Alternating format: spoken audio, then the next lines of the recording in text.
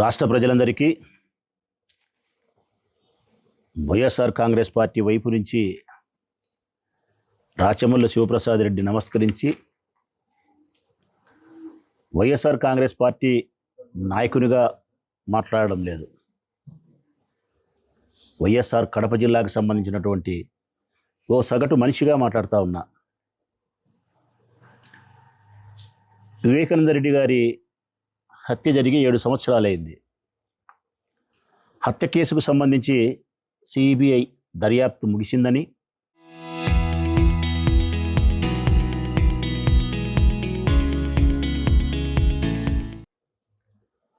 అందుకు సంబంధించిన ఛార్జ్షీట్ కూడా దాఖలు చేసినామని, ఇక దీనిపై దర్యాప్తు చేయాల్సిన అవసరం లేదని, ఇందులో ప్రత్యేకంగా కొత్త ముద్దాయిలను చేర్చాల్సిన అవసరం లేదు అని చెప్పి స్పష్టం చేసిన తర్వాత కూడా చంద్రబాబు గారి రాజకీయ కుట్రలు ఇంకా ఆగడంలే.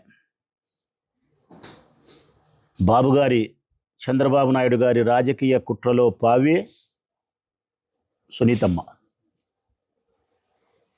నిజం, చంద్రబాబు నాయుడు గారి కుట్రలో పావే సునీతమ్మ. సునీతమ్మ గారు నిన్న ప్రెస్ మీట్ పెట్టి సుమారు 50-55 నిమిషాలు మాట్లాడినారు.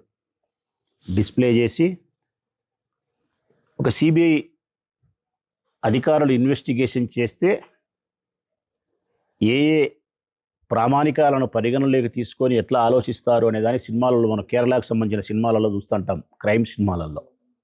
అట్లా సునీతమ్మ గారు పలు రకాలుగా మీడియా ముందు తన ఆవేదనను, తన నిస్సహాయతను, తన అపనమ్మకాన్ని వ్యక్తపరిచినారు. ఆమె సారాంశం మాటల్లో ఏంటంటే, తన తండ్రి హత్యకు సంబంధించి ఎవరు చేసినారు, ఎవరు చేయించినారు, ఎందుకు చేసినారు, ఇది ఆమె సారాంశం. ఆమెకు అవసరమైంది. ఆమె సిబిఐ నుంచి కోరుకుంటాండేది, న్యాయస్థానం నుంచి ఆమె ఆశిస్తాండేది, నా తండ్రిని హత్య ఎవరు చేసినారు. ఎవరు చేసినారంటే దానికి ప్రత్యక్షంగా ప్రపంచానికంతా తెలిసిన నిజమే ఉంది. ఎవరైతే హత్య చేసినారో, వివేకానంద రెడ్డి గారి ఇంట్లోకి పోయి రాత్రంతా ఉండి ఆయనను బాధించి హింసించి చంపేసినారో, వారే పోలీసులకు, సిబిఐకి, సిట్టుకు ఇచ్చిన వాంగ్మూలం ఆధారంగా, పత్రికలు రాసిన కథనాల ప్రకారము, లేకుంటే సునీల్ యాదవ్ బహిరంగంగా అంగీకరించి అప్రూవర్గా మారి సిబిఐకి ఇచ్చిన స్టేట్మెంట్ ఆధారంగా యావత్ ఈ తెలుగు రాష్ట్రాలలో ఉండే ప్రతి తెలుగువానికి ఎవరు హత్య చేసింది తెలుసు. ఇక ఆమెకు రావాల్సిన సమాధానం ఎవరు హత్య చేసినారనేది వచ్చింది. వెనకల ఎవరుండి చేయించినారు, ఎందుకు చేయించినారు అనేది ఆమె ప్రశ్న. ఎస్, నేను కూడా సునీతమ్మ గారిని అదే అడుగుతా ఉన్నా. ఎవరు చేయిస్తారు, ఎందుకు చేయిస్తారు? ఒక హత్య జరగాలంటే ప్రజలారా, ఆర్థిక లావాదేవీలు ఉండాలి, ఆస్తి పరంగా. రెండవది, ఆడదానికి, స్త్రీకి సంబంధించిన అక్రమ సంబంధాలు కారణమై ఉండాలి. మూడవది అధికారం ఉండాలి, అధికారం కోసం. నాలుగవది అవమానం ఉండాలి. ఈ 4 కారణాల చేతనే ఒక మనిషి విచక్షణ జ్ఞానాన్ని, మానవత్వాన్ని కోల్పోయి స్వలాభం కోసం, మానసిక సంతృప్తి కోసం హత్య చేస్తాడు. ఇది అనాగరికులు ప్రవర్తించే తీరు. ఒక్కసారి ప్రజలను ఆలోచించమని కోరుతా ఉన్నా నేను. ఈ 4 ఏ ఒక్క కారణమైనా జగన్మోహన్ రెడ్డి గారికి, భారతమ్మ గారికి సంబంధించినదా అని అడుగుతా ఉన్నా నేను. హత్యకు మోటివ్, ఆస్తికి సంబంధించి లావాదేవీలు లేవు. జగన్మోహన్ రెడ్డి గారి పినతండ్రికి తనకు సంబంధించిన ఆర్థిక లావాదేవీలు, ఆస్తి పంపకాలే లేవు. ఇక రెండవది, అక్రమ సంబంధాలు, స్త్రీకి సంబంధించిన అక్రమ సంబంధాల పాయింటే ఇక్కడ జగన్ దగ్గర ప్రస్తావించాల్సిన అవసరం లేదు. ఇక మూడవది అవమానం. జగన్మోహన్ రెడ్డి గారి పినతండ్రి గారికి చేసిన అవమానం ఏమీ లేదు, అవమానం చేయాల్సిన అవసరమూ లేదు.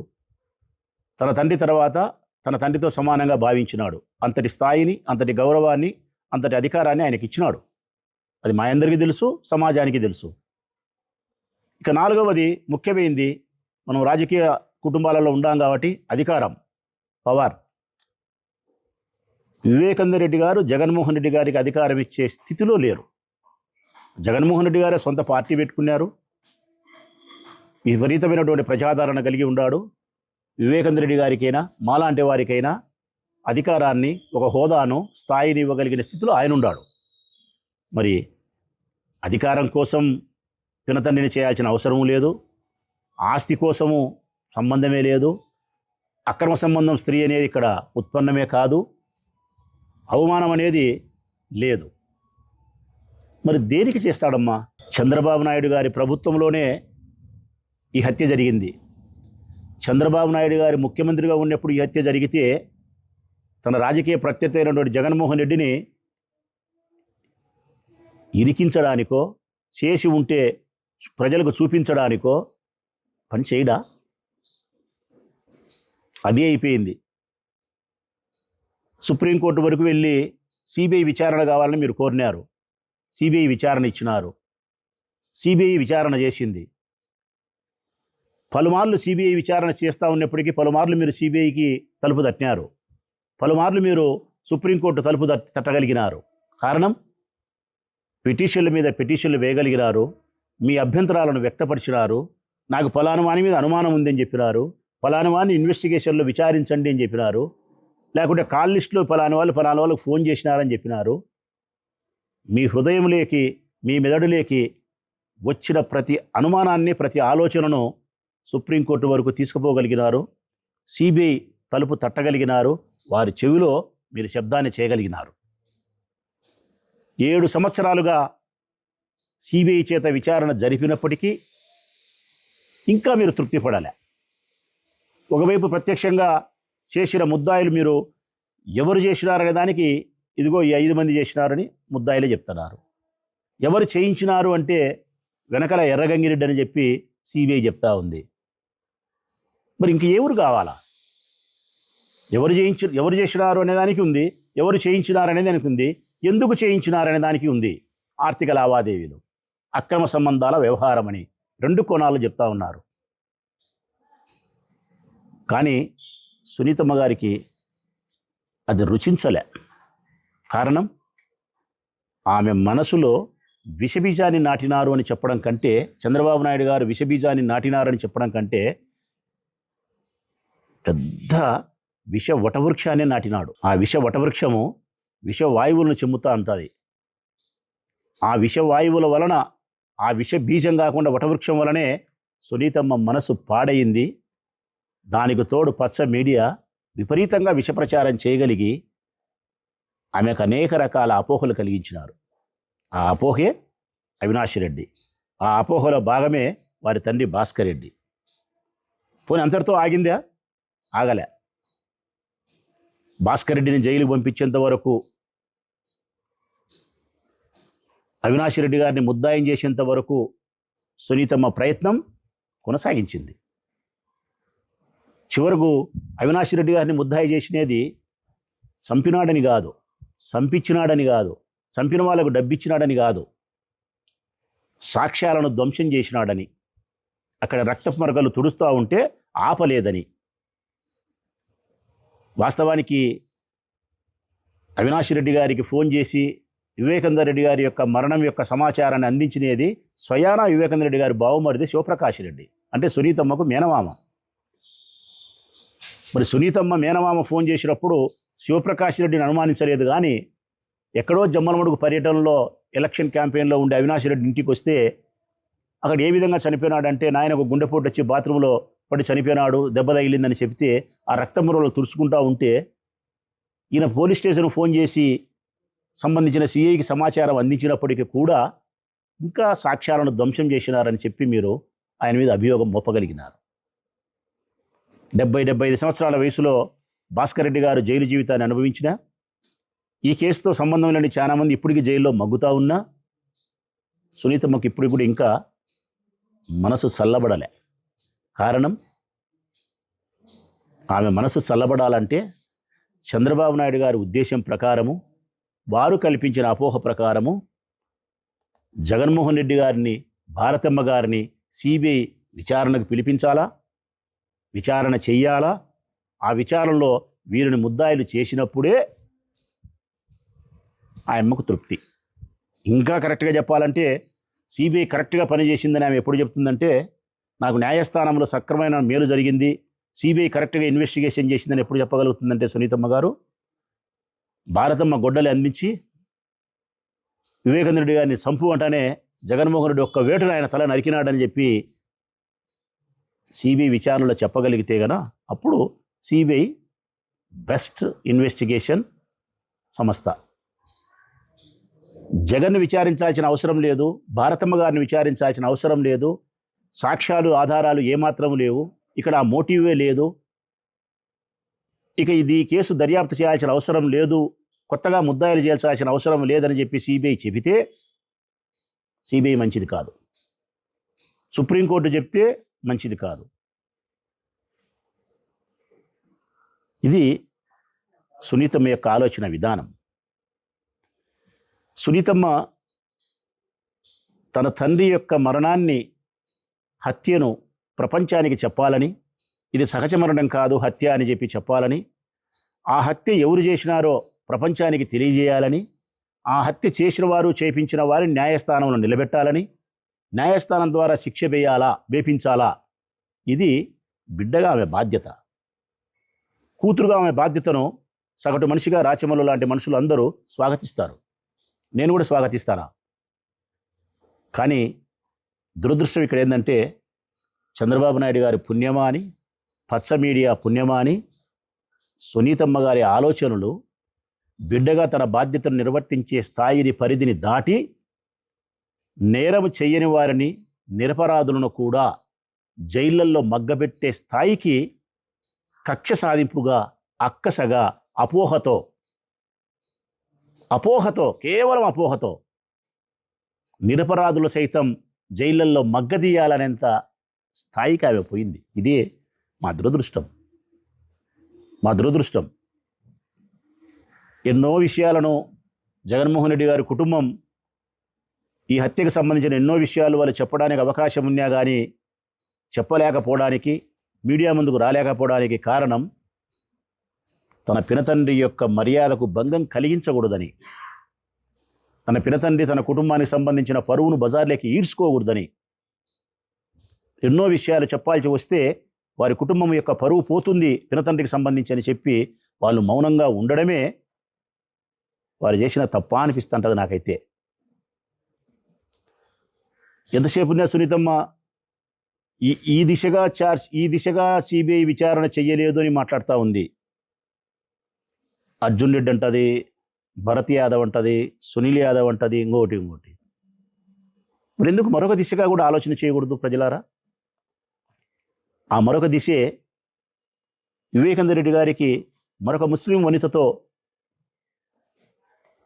సహజీవనము, సంబంధం కలిగి ఉండడం, వారిరువురి సంబంధం ఫలితంగా కుమారుడు జన్మించడం, ఆయన ఎంతో సన్నిహితంగా ఆ ముస్లిం వనితతో, ఆ కుమారునితో ఉండడం, అది తెలిసిన కుటుంబ సభ్యులకు బాధ, కోపం కలగడం మీకే కాదు ఎవరికైనా కలుగుతుంది. తన తండ్రి ఈ వయసులో పరాయి స్త్రీతో సంబంధాన్ని కలిగి సంతానాన్ని కలగలిగితే, వారితో దగ్గరగా ఉంటే, ఆస్తిని వాళ్ళకు రాపిచ్చే ప్రయత్నమో, ప్రేమను పంచే ప్రయత్నం చేస్తే ఏ కుటుంబ సభ్యులకైనా కోపం వస్తుంది, బాధ కలుగుతుంది. అందులో భాగంగా ఆ ముస్లిం వనితతోనూ మీకు అనేక రకాల విభేదాలు పొడజూపినాయని, చాటింగ్ల ద్వారా మాట్లాడుకున్నారని, మరి ఎందుకు ఈ దిశగా సిబిఐ విచారణ చేయలే? ఈ దిశగా సిబిఐ విచారణ చేసినప్పుడు ఎన్నో విషయాలు వెలుగులోకి వచ్చేదానికి, మీరు కూడా ముద్దాయలేదానికి ఆస్కారం ఉందనే ప్రశ్న ఇక్కడ ఉత్పన్నమవుతుంది. మీ భర్త మీరు మరి ఆ దిశగా మేమెవరూ ప్రశ్నించలేదు కదా. కారణం కుటుంబ గౌరవాన్ని, మర్యాదను బజారుకి ఈడ్చుకోవడం అనేది ఇష్టం లేదు. కుటుంబ సభ్యుల మధ్య అంటే వివేకానంద రెడ్డి గారికి వారి కుటుంబ సభ్యులకు ఈ కారణం చేత మాటలు కూడా లేని పరిస్థితి ఉందని, వివేకానంద రెడ్డి గారి యొక్క చెక్ పవర్ను కూడా ఆర్థిక లావాదేవీల యొక్క అధికారాన్ని పూర్తిగా వాళ్ళు రద్దు చేసినారనేది కూడా ఒక వార్త ఉంది. మరి ఇవన్నీ కారణాల చేత ఎందుకు ఆ దిశగా సిబిఐ విచారణ లోతుగా జరపలేదనేది కూడా ఆ ప్రశ్నే. చివరకు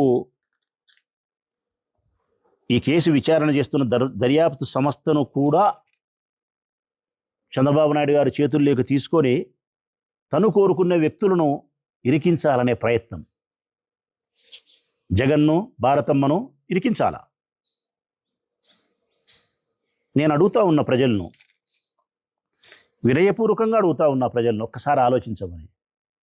జగన్మోహన్ రెడ్డి గారికి, భారతమ్మ గారికి వివేకానంద రెడ్డి గారిని చంపించాల్సినటువంటి అవసరం ఏమైనా ఉందా? ఏమి లాభం? ఒకే నా సూటి ప్రశ్న. ఆస్తి, అధికారమా, అవమానమా, ఆడదే? ఏమి లాభం? రెండవది వారి మనస్తత్వం అదే? జగన్మోహన్ రెడ్డి గారిది, భారతమ్మది అటువంటి మనస్తత్వమా? రాజశేఖర రెడ్డి గారు తన తండ్రి రాజారెడ్డిని హత్య చేసిన వాళ్ళ విషయంలోనే తిరిగి పగా ప్రతీకారం తీర్చుకోలే. స్వేచ్ఛగా వారు ఈరోజు వేములలో తిరుగుతూ ఉన్నారు. మరి జగన్మోహన్ రెడ్డినా ఆ దిశగా ప్రయాణం చేసినాడా? చేయలే. జగన్మోహన్ రెడ్డి గారి సిద్ధాంతం ఇది కాదు. హింసను ప్రేరేపించే సిద్ధాంతం కాదు ఆయనది. తన రాజకీయ ప్రత్యర్థులను, రాజకీయ శత్రువులను ఫిజికల్గా, భౌతికంగా తుదమిట్టించాలన్న ఆలోచన ఆయన కలలో ఇలలో కూడా రాదు. ప్రజలారా, దగ్గరగా ఉండే మనుషులుగా చెప్తా ఉన్నాం మేము. కలలో ఇలలో కూడా ఉండదు ఆయనకు. ఆయన సిద్ధాంతం ఒకటే, తన రాజకీయ ప్రత్యర్థులను, తన రాజకీయ శత్రువులను హింసించడం అంటే ఏమిటి తెలుసునా? ఆయన వారిపై విజయం సాధించడం, గెలవడం, అధికారంలోకి రావడం, ప్రజలిచ్చిన అధికారాన్ని పురస్కరించుకొని ఈ ఆంధ్రప్రదేశ్ రాష్ట్రాన్ని సస్యశ్యామలం చేయడం, బడుగు బలహీన పేదరిక వర్గాలకు సంబంధించిన అందరికీ, ఈ సమాజంలోని అన్ని వర్గాల వారికి మేలు చేయడం, కొత్త సంస్కరణలు ప్రవేశపెట్టడం, అనేక రకాలుగా మేలు చేసి ఈ రాష్ట్ర ప్రజల చేత కీర్తించబడడం, తను మరణించిన తర్వాత ఈ రాష్ట్రంలోని ప్రజల హృదయాలలో తన తండ్రి కంటే గొప్పగా తన రూపం మిగిలిపోవాలన్నదే ఆయన కాంక్ష. ఇది సాధించి తన రాజకీయ ప్రత్యర్థులను బాధించే ప్రయత్నం చేస్తాడు తప్ప తుదమిట్టిచ్చే ప్రయత్నం చేయడు. ఇక భారతమ్మ, నేను అడుగుతా ఉన్నా, నా భార్య నాకు చెప్తుందే హత్య చేయమని? ఈ రాష్ట్రంలో ఉండే స్త్రీలను అడుగుతా ఉన్నా నేను, అమ్మలారా, మీరెవరైనా మీ భర్తకు చెప్తారా పలానోని హత్య చేయని చెప్పి? ఆవేశంతోనో అనాలోచితంతోనో మీ భర్త ఎప్పుడైనా అటువంటి దిశగా హింస వైపు ప్రయాణం చేస్తే సగటు స్త్రీ నివారిస్తుంది. మరి భారతమ్మ సగటు స్త్రీనా? సగటు స్త్రీ కంటే మించినదా? ఎన్నో సేవా కార్యక్రమాలు పులివెందులో చేస్తూ ఉన్నారు. గౌరవప్రదమైనటువంటి డాక్టర్ వృత్తిలో కొనసాగుతుండే ఈసీ గంగిరెడ్డి గారి కుమార్తె, జగన్మోహన్ రెడ్డి గారి శ్రీమతి, చదువుకునే మహిళ, చాలా మానవతా కోణంలో ఆలోచించే భారతమ్మ గారు ఎందుకు ఈ హత్యను ప్రోత్సహిస్తారు? ఎందుకు ఈ హత్య చేసిన వాళ్ళని వెనుకేసుకొని వస్తారు? ఎందుకు సునీతమ్మ ఈ దిశగా ఆలోచన చేయడంలే? ఇప్పుడు 7 సంవత్సరాలైంది. ఈ 7 సంవత్సరాల కాలంలో వైఎస్ రాజశేఖర రెడ్డి గారి కుటుంబం యొక్క గౌరవాన్ని సుదీర్ఘమైన ఆయన రాజకీయ జీవితంలో 70 సంవత్సరాలు, ఆయన 60 సంవత్సరాలు ఆయన జీవిస్తే, దాదాపుగా 40 సంవత్సరాలు రాజకీయ జీవితంలో రాజశేఖర రెడ్డి గారు కొనసాగితే మచ్చలేని ఆ కుటుంబానికి, ఆయన కుటుంబం ఏ సందర్భంలో కూడా వీధిలోకి రాలే. అంతటి ఉన్నతమైనటువంటి కుటుంబం యొక్క స్థితిగతులను మారుస్తూ రాజశేఖర రెడ్డి గారి యొక్క కుటుంబ గౌరవాన్ని బజార్లోకి తీసుకొచ్చే ప్రయత్నం చేసినారు ఈ 7 సంవత్సరాల కాలంలో. అన్యాయంగా భాస్కర్ రెడ్డిని జైలు పంపగలిగినారు. అన్యాయంగా అవినాష్ రెడ్డి గారిని వేధించినారు. అవినాష్ రెడ్డి గారిని వేధించిన వేధింపు అయితే మరొక మనిషి అయితే సిక్కి శల్యమవుతాడు. కొన్ని కోట్ల మంది చెవులల్లో అవినాష్ రెడ్డి హత్య చేసినాడు, హత్య చేయించినాడు, హత్య చేయించినాడు, హత్య చేయించినాడని కొన్ని కోట్ల మంది చెవులలో ఊదినారు పచ్చపత్రికల ద్వారా. ఆయన వ్యక్తిత్వాన్ని హననం చేయడం అనే దానికంటే ఆయన వ్యక్తిత్వాన్ని 1,00,000 సార్లు చంపినారు. న్యాయస్థానాల చుట్టూరు తిరగాల్సిన పరిస్థితి కల్పించినారు. మానసిక వేదనకు గురి చేసినారు. తన తండ్రిని జైల్లో నిర్బంధించినారు 75 సంవత్సరాల వయసులో. ఒట్టి పుణ్యానికి నేను ఆ రోజు చెప్పిన, అవినాశి హత్య చేస్తే మేము రాజకీయాల్లో ఉండాల్సిన అవసరం లేదు, అందరం రాజీనామా చేస్తామని చెప్పినాం, ఉండమని చెప్పినాం. అవినాశే కాకుండా జగన్మోహన్ రెడ్డి భారతమ్మే హత్యకు కుట్రకు కారకులు అని చెప్పి సునీతమ్మ మాట్లాడితే సిబిఐ విచారించాలంటే మేము రాజకీయాల్లో కొనసాగడం ఎందుకమ్మా? రాజకీయాల్లో కాదు, అసలు ఈ మానవ సంబంధాలలో మేము ఉండాల్సిన అవసరమే లేదు. ఇంకా ఊరు విడిచిపెట్టి ఎక్కడికో మేము వెళ్ళిపోవాలా శివక్షేత్రాలకు, ఇదంతా వద్దురబ్బా నాయన అని చెప్పి మేము జగన్మోహన్ రెడ్డి గారి వెంట నడచడానికే కారణం కడప జిల్లా అనేది ఒక కారణమైతే అంతకంటే గొప్ప కారణం రాజశేఖర రెడ్డి కొడుకని, అంతకంటే గొప్ప కారణం జగన్మోహన్ రెడ్డి గారు మంచివారని, మానవతా విలువలు కలిగిన మనిషి అని, 10 మందికి సహాయపడగలుగుతాడని, మంచి నాయకుడని, రాష్ట్రాన్ని అభివృద్ధి చేయగలుగుతాడని భారతమ్మను జగన్మోహన్ రెడ్డి గారిని మానవీయ కోణంలోనూ సమర్థత కలిగిన నాయకునిగాను మేము చూడగలిగినాం కాబట్టి వారి వెంట నడుస్తున్నాం. ప్రధానమైంది కారణం మాకు ఒక వ్యక్తిత్వం ఉంది తల్లి. పదవి కోసమో, మంత్రి పదవుల కోసమో, ఎమ్మెల్యే టికెట్ల కోసమో జగన్మోహన్ రెడ్డి గారి వెంట డూడు బసవన్నని పోయే మనస్తత్వం కలిగిన కుటుంబంలో జన్మించలే మేము. ఆయన వ్యక్తిత్వాన్ని ప్రేమించి నడుస్తున్నాం. నాలాంటి వాళ్ళు 100 మంది, 1000 మంది. మరి మీ నమ్మకానికంటే 1000 మంది, లక్షల మంది ప్రజలమైనటువంటి నాయకులమైనటువంటి మా నమ్మకం చిన్నదంటావా తల్లి? జగన్ మనస్తత్వాన్ని, భారతమ్మ మనస్తత్వాన్ని మేము పసిగట్టలేమంటావా? నా ప్రశ్న మరొకసారి సంధిస్తా ఉన్నాయమ్మను నేను. వివేకానంద రెడ్డి గారి హత్య వెనుక కుట్ర చేయాల్సినటువంటి అవసరం జగన్మోహన్ రెడ్డి గారికి, భారతమ్మకి ఏముందో చెప్పాలా? సూటిగా అడుగుతాను నేను. ఏమి లాభం ఉందో చెప్పాలా? ఇక ఇప్పటికైనా సిబిఐ దర్యాప్తు క్లోజ్ చేసి ఛార్జ్షీట్ క్లోజ్ చేసింది కాబట్టి ట్రయల్ కోర్టులో విచారణ జరుగుతూ ఉండే ఈ నేపథ్యంలో ఇక విచారణ చంద్రబాబు నాయుడు లాంటి ముఖ్యమంత్రి కోర్టులో విచారణ జరిగేటప్పుడు ఇంకా ఈ కేసు గురించి మాట్లాడడం, అవాకులు చివాకులు పేలడం అనేది ఈ చట్ట ప్రకారం